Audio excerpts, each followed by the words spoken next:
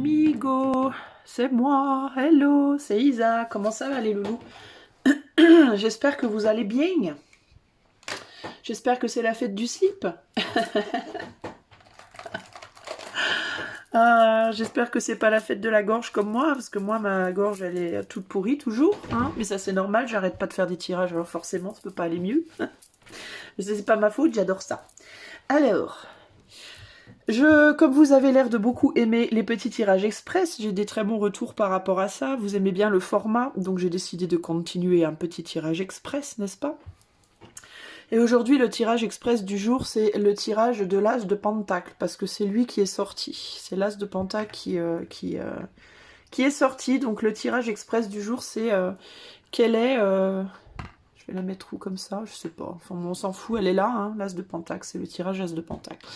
Le tirage express du jour, la question donc sera de savoir quelle est l'opportunité qui vient vers toi. Ah ah! Quelle est l'opportunité qui vient vers toi? Alors mes tirages, ils vont en général sous 3 à 6 mois, hein, ça va pas sous des durées, c'est pas quelle opportunité viendra vers toi en 2032, hein. C'est plutôt dans les 3 à 6 mois à venir, quoi. Ok? Donc comme d'habitude pour mes tirages express basés sur des cartes oracle. Et si vous voulez, alors n'oubliez pas que c'est des tirages collectifs, donc si vous voulez un tirage perso, vous pouvez aller dans la description de la vidéo là en dessous là. Et vous y trouverez le lien de mon site web si vous voulez savoir ce que je propose. Il y en a pour tous les budgets. Et tous les goûts. Voilà, donc on va commencer de suite. Alors ça c'est le choix 1, choix 2, choix 3 et choix 4. Donc je te laisse faire ton choix. Tu vas dans la description de la vidéo ou alors tu cliques sur chapitre et tu peux aller directement à ton tas, entre guillemets. Donc 1, 2, 3 ou 4. Et moi je commence tout de suite avec le tas 1. Alors pour toi qui as choisi le tas 1, quelle est l'opportunité qui vient vers toi prochainement? On a la Kunzite avec Self-Love. On a le 2 de cœur avec le 10 de pique et la récompense. Alors, qu'est-ce que ça me dit tout ça? L'amour de soi, Self-Love, le fait de s'aimer soi-même. La carte 19, alors je lis pas ce qui est écrit en petit, parce que c'est pas ce qui m'intéresse ici. Le 2 de cœur, pour moi, ça me parle de faire face à quelqu'un. Alors c'est comme si... toi, t'allais faire face dans un avenir proche à une personne que tu aimes, peut-être un homme, hein, mais c'est pas nécessairement un homme, c'est une énergie plutôt masculine, on va dire, donc quelqu'un plutôt d'extraverti, quelqu'un qui a du caractère, quelqu'un qui est plutôt... qui exprime beaucoup, qui s'exprime beaucoup dans le monde, beaucoup plus qu'à l'intérieur ou à l'extérieur de lui-même.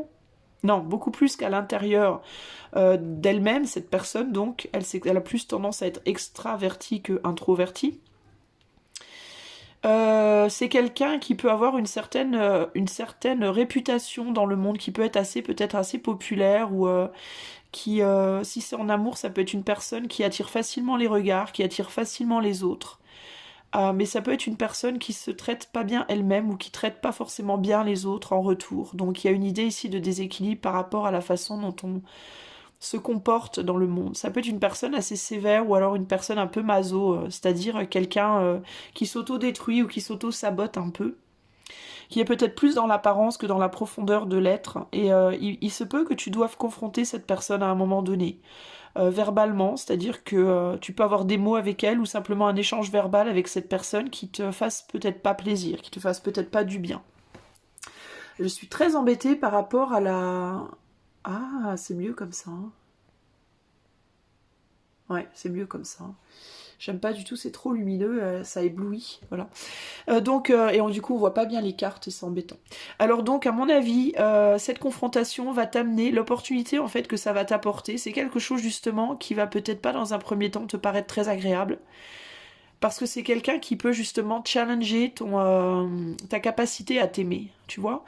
Donc ça peut être un père, par exemple, un père sévère, qui peut te dire « Oui, mais t'es un bon à rien, t'es une bonne à rien, de toute façon t'arrives à rien dans la vie, gna gna gna gna, t'es trop comme ci, pas assez comme ça, et te faire du mal, dans le sens où c'est quelqu'un qui peut atteindre justement cette capacité à t'aimer toi-même. » Ici, c'est là où est l'opportunité dans cette situation, c'est justement que ça va challenger ça et que ça va t'apprendre, ça va te mettre face à la réalité, au fait que tu as besoin d'apprendre à t'aimer toi-même, qu'il ne faut pas que tu cherches l'amour dans les yeux de quelqu'un d'autre, que ce soit en amour, que ce soit familial, que ce soit en amitié. Donc ça peut être par rapport à un ami ou une amie comme ça qui a un certain charisme mais qui a pas beaucoup d'estime d'elle-même ou de lui-même ou pas beaucoup d'intégrité ou pas beaucoup, tu vois, qui quelqu'un d'un peu toxique. J'ai le sentiment que c'est une personne un peu toxique. Ça peut être en amour, quelqu'un qui vient te voir uniquement pour le sexe ou juste comme ça pour flirter avec toi mais qui t'amène jamais plus. Et il y a cette idée que peut-être tu cherches à travers cette personne une récompense que tu n'arrives pas à trouver en toi et c'est comme si cette interaction qui allait pas être très plaisante, eh ben ça allait mettre le doigt sur le fait que toi justement tu te traites pas bien toi-même de par le type de relation que tu vas chercher ou le type de relation que tu cherches à entretenir. Te faire mettre le doigt sur mais pourquoi je continue à m'attacher à des gens qui me font du mal en fait. Pourquoi je me fais du mal justement à travers ces attachements malsains entre guillemets. Donc il y a besoin de reconnaître ici à travers une autre personne je pense. C'est l'opportunité qui va t'être donnée à travers une autre personne qui n'est pas bonne pour toi. À quel point tu te fais toi-même du mal. Et pourquoi tu cherches la reconnaissance chez des gens qui ne sont pas capables déjà de se la donner à eux-mêmes, qui vont la chercher justement toujours aussi à l'extérieur d'eux-mêmes. C'est comme si cette personne, elle était le reflet de ce que tu te fais à toi-même en fait. Tu vois? Donc voilà ton opportunité à toi. Ici on te dit, avec le 4 d'épée, comprendre aisément, s'exprimer avec justesse, suivre un mode d'emploi clair, que c'est plaisant et doux. Les mots justes sont à ta portée, ils ne demandent qu'à être reconnus et choisis, comme une fleur qu'on cueille et qui embellira ton intérieur de ses couleurs et de son parfum. Alors, il se peut aussi que cette personne, ce soit toi, hein. Peut-être aussi que toi, tu vas avoir tu peux peut-être t'adresser aux autres ou à une personne en particulier d'une manière très dure, qui te montrera en fait le fait que bah, tu te traites pas bien toi-même déjà à la base à l'intérieur.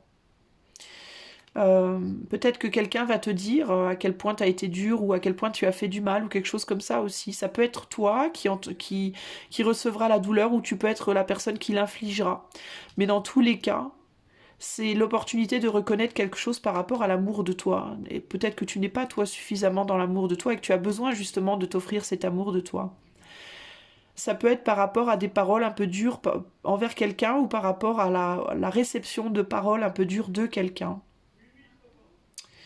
Ici, le conseil, ce serait d'apprendre à t'exprimer avec justesse, d'apprendre à comprendre l'autre, à te comprendre toi, à avoir des mots un peu plus doux, à être un peu plus dans comme on dit, dans la diplomatie par rapport à la façon dont tu t'exprimes. Et si tu fais face à des gens qui sont pas diplomates, le 4 d'épée, c'est aussi le fait de se mettre au repos, de se retirer. Donc peut-être que ton besoin ici, ça va être de te retirer des relations toxiques, même si tu aimes cette personne, parce qu'on a quand même un 2 de cœur ici, même si cette personne tu l'aimes, même si cette personne tu l'idéalises, ou même si c'est quelqu'un qui t'aime et qui un, 2, 3, et ou qui t'idéalise, il y a un besoin de reconnaître une certaine forme de toxicité dans tes relations qui sont le reflet d'un amour de soi, que tu sois celui qui reçoit ou celui qui donne, d'accord? Ou celui ou celle. Voilà pour toi qui as choisi le tas 1. J'espère que ça te portera à réfléchir sur tes relations et à en grandir. Je t'embrasse et je te dis à bientôt. Petit coup de café, n'est-ce pas? Alors pour toi qui as choisi le tas numéro 2, quelle est l'opportunité qui vient sur ton chemin? On a les amoureux, la connexion de l'âme, le cristal, le rubis qui nous parle du fait de briller. On a un œil ici avec un 4 de pique. On a la fidélité, l'amitié. Alors toi, je pense que clairement ici, ton opportunité, ça va être de trouver une connexion, de voir un ami ou une amie différemment. Je pense que tu vas considérer ou reconsidérer la façon dont tu vois un ami. Alors, je pense que tu vas ou bien Pour moi, ça peut aller dans deux sens. Mais dans tous les cas, ça va être une bénédiction pour toi parce que ça va te faire avancer dans le bon sens. Ou bien tu vas réaliser la véritable valeur d'un ami et le fait que cet ami pourrait potentiellement devenir un amour. C'est-à-dire que c'est un ou une amie qui pourrait briller sous un jour différent et tu pourrais voir en cette personne un potentiel amoureux que tu n'avais pas vu avant. Ou alors c'est quelqu'un chez qui tu avais vu un potentiel amoureux et tu te rends compte que finalement c'est pas possible, que cette personne ne brille pas de cette manière-là. C'est l'un ou l'autre pour moi. Il y a une nouvelle vision portée sur quelqu'un autour de toi en tout cas. Alors c'est pas nécessairement un ami proche, hein, ça peut être quelqu'un que tu connais comme ça de manière relativement superficielle, ça peut être quelqu'un de très proche, ça peut être quelqu'un de moins proche, mais il y a cette idée de porter un nouveau regard sur cette personne. De découvrir peut-être une connexion d'âme plus profonde que tu l'imaginais, ou alors moins profonde, l'un ou l'autre. Il y a une idée comme ça de... Ouais, quelque chose de différent qui change, quelque chose qui change. Ici, on te dit, avec le cavalier d'épée, je ne veux plus, je ne peux plus discuter, la lame de mon épée reflète la lumière. Je suis le héros du silence, toutes les paroles du monde résonnent en moi. Mon cheval se cabre pour franchir l'abîme qui me séparait de mon propre cœur. L'amour est au-delà de toute expression. Alors, en résultante de cette découverte, il se peut que tu aies un peu plus de mal à t'exprimer avec cette personne, que tu mettes une distance. C'est pas forcément parce que tu voudras pas t'exprimer avec cette personne, mais c'est parce que je pense que ça va créer une forme de déstabilisation.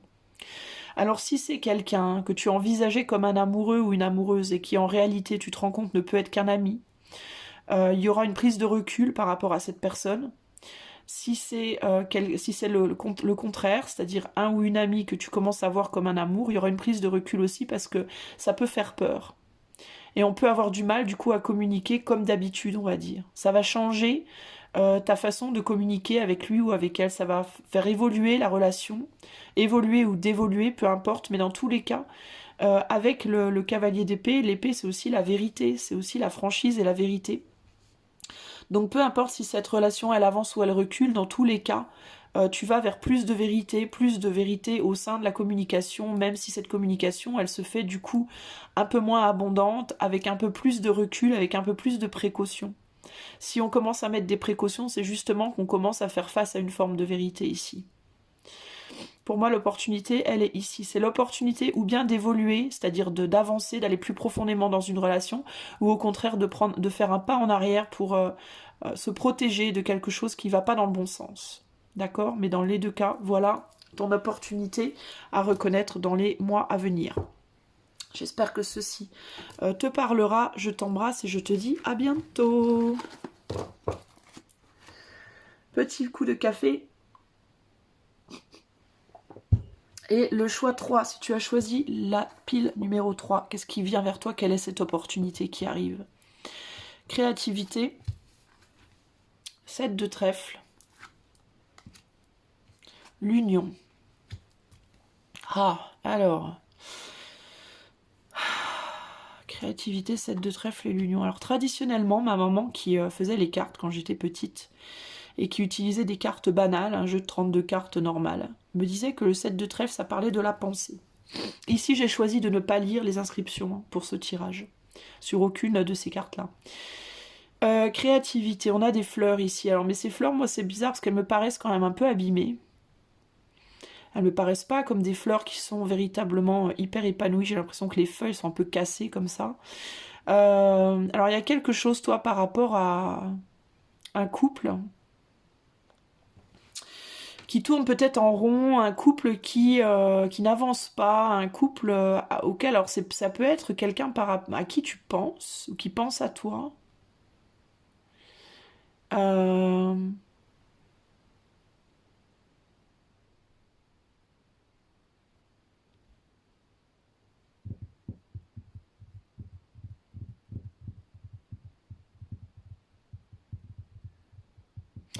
Ici, je vois plus l'opportunité de recréer un couple, mais dans ta tête.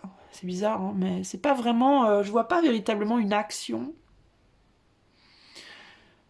C'est plus la façon dont tu perçois un couple dans ta tête. On dirait que tu vas avoir l'opportunité de percevoir un couple d'une manière différente, de penser à un couple d'une manière différente. Alors ça peut être un couple amical, ça peut être un couple amoureux, ça peut être un couple au niveau familial, ça peut être un couple autour de toi ou ton propre couple avec quelqu'un. Ça peut aussi être la façon dont tu te perçois toi, ce que tu exprimes dans le monde et la façon dont tu te sens à l'intérieur de toi. Ce que tu mets en avant. Peut-être que tu vas avoir la possibilité de te recréer, de te réinventer toi, d'une certaine manière, par rapport à ce que tu projettes, de par un changement intérieur peut-être.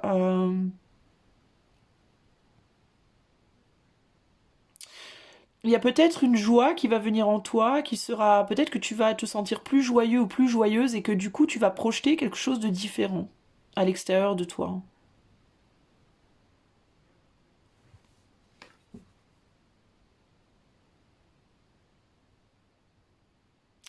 Mais tu vois, moi, ces fleurs-là, elles me font penser à des fleurs qui sont pas bien entretenues. Euh,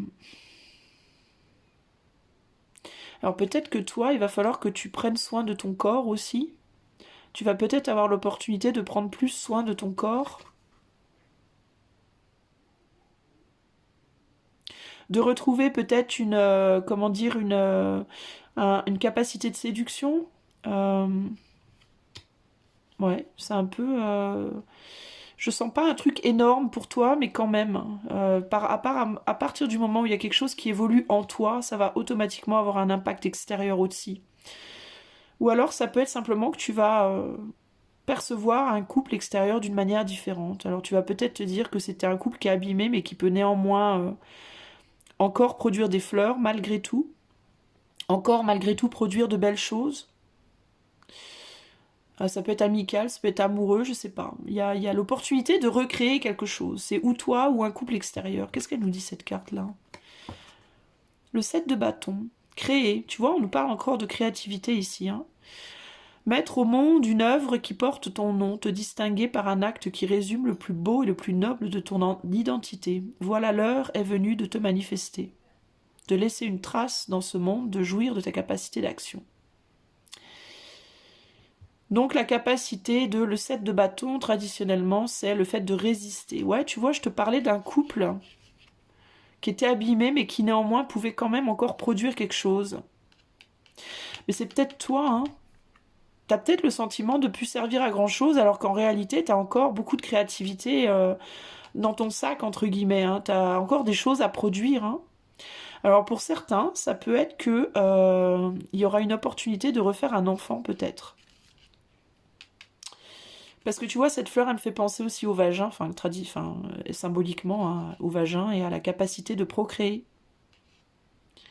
Il est possible que toi, peut-être tu penses que tu peux plus avoir d'enfant, ou que, je sais pas, t'as été ligaturé, ou t'as été je sais pas quoi, et puis tu te rends compte que bah finalement, tu tombes enceinte. Et tu ne t'y attendais pas du tout. Tu pensais que c'était totalement foutu, que t'étais abîmé, qu'il y avait plus moyen, que t'étais trop vieux, trop vieille, je ne sais pas. Et bah ça arrive. Ça peut être ça. Ou alors ça peut être que artistiquement parlant, peut-être que tu es quelqu'un, un artiste ou une artiste et que tu pensais que t'arriverais, que t'avais plus d'inspiration, que t'arriverais plus à créer d'œuvres ou de faire rien de bien. Et pouf, parce que peut-être tu te disais j'ai trop donné, j'ai tout donné, tout ce que j'avais en moi, j'ai tout exprimé, j'ai plus rien à dire. Sauf que non, il y a encore quelque chose qui doit se... Tu vas découvrir que bien que tu penses avoir épuisé quelque chose, bah, en réalité ça continue de fleurir. Peut-être un couple, tu te dis mon couple il est foutu, ça marchera plus, il peut plus rien se passer avec cette personne, c'est mort, alors qu'en réalité, ben si, ça peut revenir. Tu peux recréer une union, là. Il y a l'idée ici de si tu peux lutter et recréer quelque chose, il y a moyen encore de faire quelque chose avec quelqu'un. Mais je pense que tu vois, c'est bizarre, mais ça viendra d'un changement de vision, à mon avis. Tu vas avoir une opportunité de voir les choses différemment. Et parce que tu les verras différemment, eh ben, extérieurement, tu manifesteras de la nouveauté dans un endroit de ta vie où tu as l'impression qu'il n'y a plus rien de possible. Voilà pour toi ce que j'ai. Et peut-être que quelqu'un pense à toi alors que tu ne t'en rends pas compte. Tu te dis que cette personne ne pense plus à toi alors qu'en fait si. Ou alors tu te dis plus jamais je pourrais percevoir cette personne comme ça alors qu'en fait si. Il y a quelque chose de chouette qui arrive là. Et c'est vraiment le fait de créer quelque chose de nouveau. Hein. Ouais. Tu vas pouvoir laisser une trace dans ce monde. Peut-être que tu vas créer quelque chose d'artistique alors que tu t'en penses pas capable. À voir, mon ami. En tout cas, voilà le message pour toi. J'espère que ça te parlera dans le futur. Je te fais des bisous et je te dis à bientôt. On passe au tas numéro 4. La gratitude. Les limites saines. Le cœur et le repos. Toi, tu vas avoir l'opportunité de te reposer, de prendre soin de toi, de mettre des limites. Des limites saines par rapport à ce que tu investis de ton cœur dans les choses, dans les gens. Ici, il y a une idée quand même de santé aussi. Peut-être que toi, il va falloir que tu te reposes. Ça va être une opportunité de physiquement te reposer aussi. Peut-être que tu vas voyager, aller passer un week-end quelque part, un week-end de détente. Faire un voyage de détente pour pouvoir te reposer. Et ce sera peut-être un week-end qui te sera offert. Il y aura peut-être quelqu'un qui te fera un petit cadeau. Qui te permettra, en te faisant un cadeau, peut-être un cadeau qui t'offrira un voyage, un week-end quelque part, qui t'invitera chez elle ou chez lui pour te reposer. Et c'est quelque chose qui sera bienvenu, qui sera une marque de gratitude, de reconnaissance peut-être. Et qui te permettra de mettre des limites, de te reposer, des limites saines, pour te reposer, te détendre. Le 9 de carreau dans le jeu de 32 cartes, c'est aussi le retard, ça implique en général un retard. Alors peut-être qu'il y a quelque chose, une reconnaissance qui arrive avec un certain retard dans ta vie. Mais il y a un soulagement par rapport à ça pour moi. Alors ça peut être que tu vas avoir l'opportunité de reposer physiquement, psychiquement, de te reposer au niveau de ton cœur. Par une capacité qui arrive en retard, mais néanmoins qui arrive, de mettre des limites avec les autres aussi, par rapport à ce que tu leur donnes. Tu vois ? Je sais pas pourquoi, là c'est marqué idonite, mais moi je lisais identité. Quand j'ai retourné la carte, j'ai vu identité. Alors c'est peut-être une reconnaissance par rapport à qui tu es aussi, et ce que tu donnes. T'es peut-être quelqu'un qui soigne beaucoup les autres, toi aussi, qui donne beaucoup de toi, de ton temps, de ton cœur, et qui fait du bien aussi aux autres, qui a la capacité aussi de mettre les autres dans une forme de repos, de leur offrir un certain apaisement. Et c'est comme si là on te disait l'opportunité ça va être de récolter la monnaie de ta pièce entre guillemets, c'est-à-dire de... Pourquoi j'ai les cartes de travers? De donner aux autres, d'obtenir des autres un peu ce que tu leur donnes, un peu de ce que tu leur donnes aussi, tu vois?